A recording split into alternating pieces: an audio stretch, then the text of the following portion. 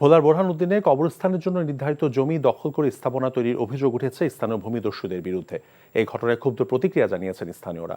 Police জানায়, জেলার বোরহানউদ্দিন উপজেলার টপকি ইউনিয়নে ১ নং ওয়ার্ডের বাসিন্দা ঢাকার ব্যবসায়ী জাহাঙ্গীর আলম গ্রামবাসীর কবরস্থানের জন্য নিজের ক্রয় করা ৪% জমি দান করেন। তাতে দৃষ্টি পড়ে স্থানীয় ভূমিদস্যু নজরুল ইসলাম গংদের। কবরস্থানের জন্য নির্ধারিত জমিটি দখলে নিতে রাতের আধারে ঘর তুলে নজরুল ইসলাম। এ ঘটনায় গ্রামবাসীর মাঝে উত্তেজনা দেখা দেয়। পরে বোরহানউদ্দিন থানার পুলিশ ঘটনাস্থলে গিয়ে পরিস্থিতি নিয়ন্ত্রণে আনে।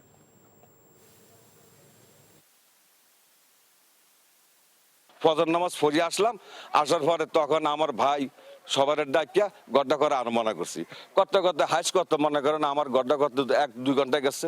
যাওয়ার পরে তখন আমরা বেড়াটা দিতে আসি দিনে 10:30 11টা বাজে, তখন থানা স্টেপ আইছে।